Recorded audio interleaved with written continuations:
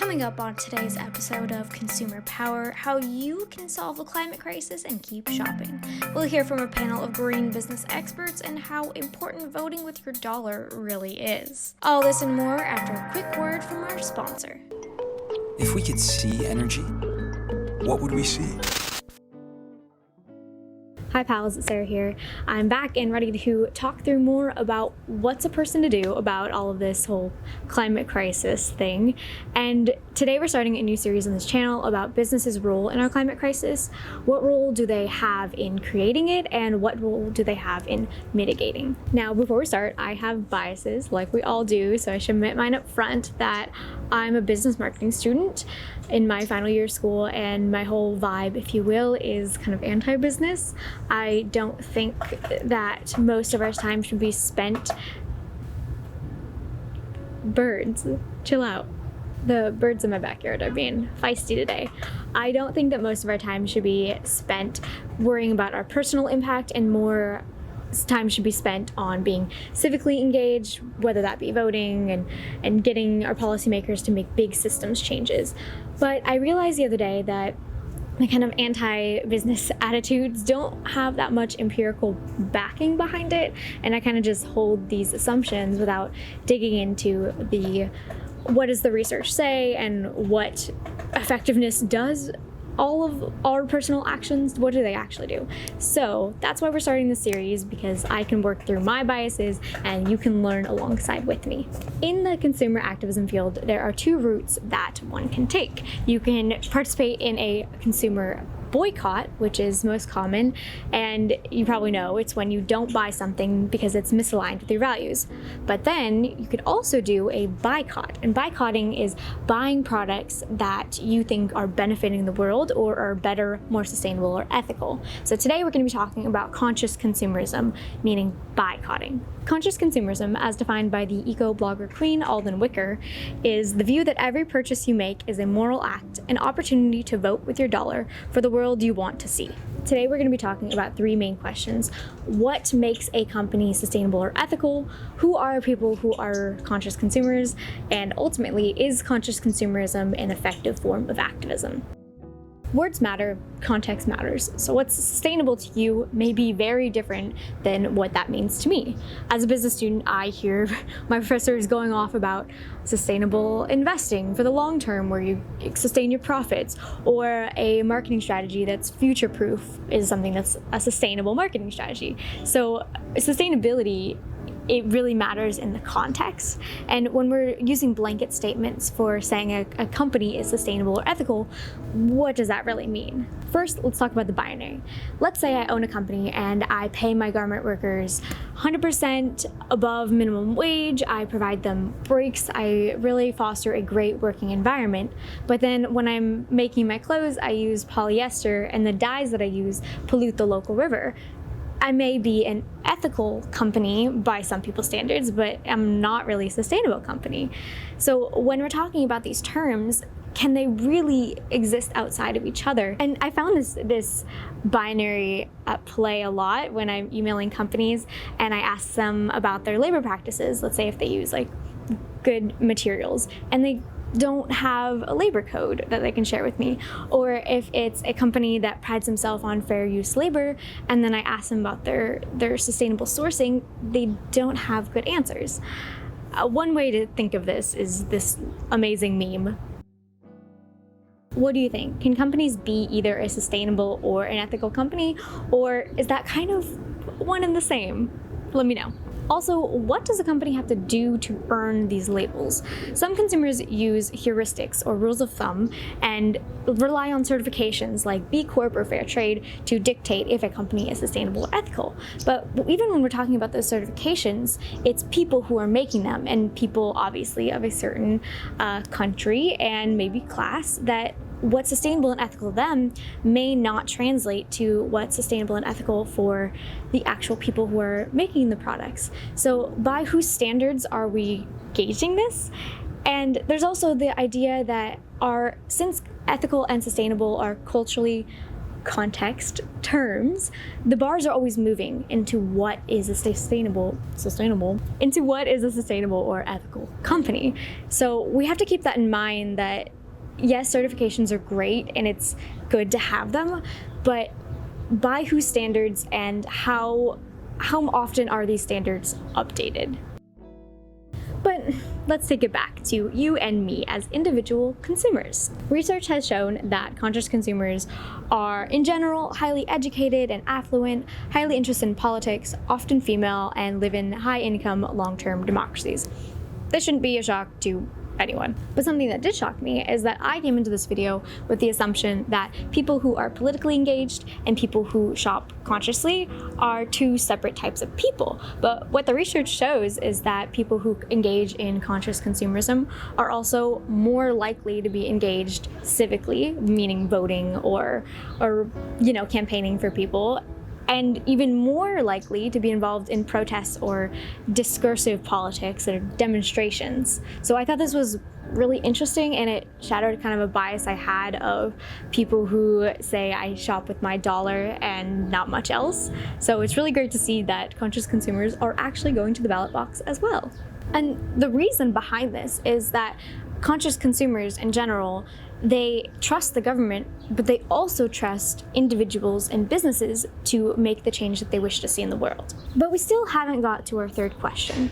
Is conscious consumerism an effective form of activism? Some measures of effectiveness that researchers use is the effect on consumers, the effect on government and business, and the effect on solving the problem. For us, this is climate change, but the research that I looked into kind of took a broader lens of social justice. But ultimately, like I said, there's not really one measure that can say if it's effective or not. So let's keep that in mind as we go through some of the possible answers. Number one, no, because conscious consumerism can't exist under neoliberalism. Neoliberalism is this idea that the best way to get the best outcomes for society is to leave it to the markets with laissez-faire capitalism. Some, like economist Milton Friedman, have argued that the social responsibility of a corporation is to increase profits. Since conscious consumerism exists in the market structure, there are some arguments that be had that this structure in this market capitalism can't support and won't reward those companies that operate with a triple bottom line of people, planet, profit, which most of the sustainable, ethical companies that we talk about do. What this boils down to is the systems that are in place, that are not compatible with the business model of sustainable, ethical companies. Number two, yes, shift the demand and the man will notice. This one's more of an anecdotal yes, because it's really easy to see the shift of new products that are sustainable or ethical in stores if you're looking for them. And one example I have is I've been vegan for 2 years, and even in that time I've seen the growth of the alternative meats and the really yummy vegan food, and to me that's a win, because every time I go and I buy more vegan products, it's saying yes, I want this instead of the meat alternative. Another example of how our activism has been affecting businesses is the rise of corporate social responsibility reports. But with this, it's kind of how you say greenwashing sometimes, or at least some people think that it's greenwashing, because when you interview these companies on why they're creating these corporate social responsibility reports, it's more often than not because there'll be consumer backlash if they don't, and it would tarnish their reputation. It's not that they feel this great moral obligation now to combat our climate crisis. So does the intention matter here? Let me know. Number three, no, because that's a lot of moral weight and decision fatigue for a chocolate bar. About a month ago, I made my quarterly trip to Target because I canceled my Amazon Prime because Jeff Bezos can kiss my... Anyway, I was in Target and I was perusing like an uninformed consumer, just trying to find some laundry detergent. And I came across a brand called Everspring, which is Target's new sustainable brand. I looked at the label and I said, yeah, good enough. Did I probably fall prey to like a green tax or greenwashing? Probably, but at that point I was just so emotionally tired and I just didn't care enough to look further into it. See, when we make the leap to vote with our dollar, our purchases carry a lot of weight.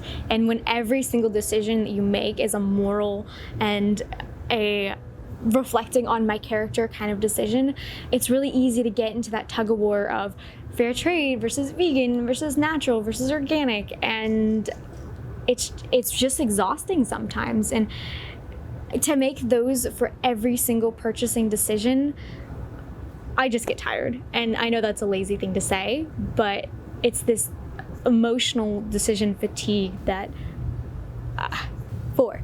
Yes, it's all about the cultural shift.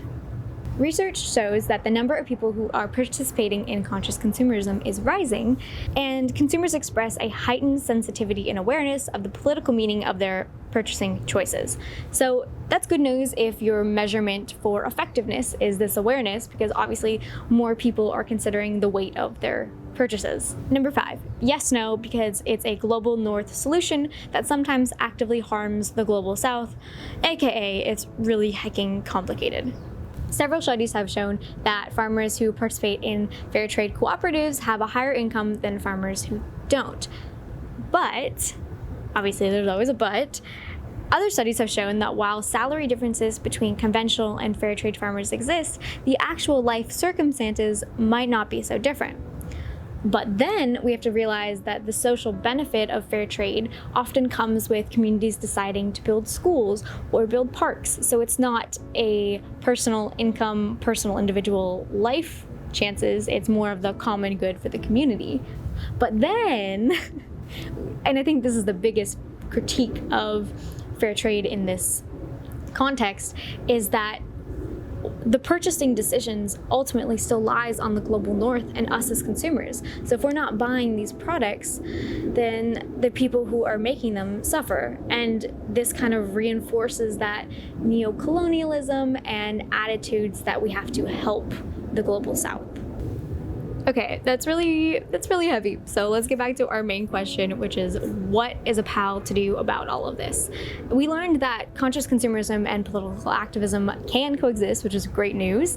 And we also learned that it's really hecking complicated to figure out if a company is sustainable and if it's effective. My opinion right now is that when possible and accessible, I'll try to buy products that are more ethical or sustainable. And for me, this is 95% of my new purchases are at the grocery store. So that's a lot of reading labels, and I just don't have the time. So that's why I say when possible and accessible.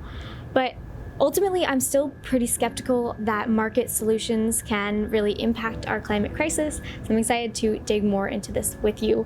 But what do you think? Is the decision fatigue and the moral weight of your chocolate bar worth it? How do you navigate this world of conscious consumerism?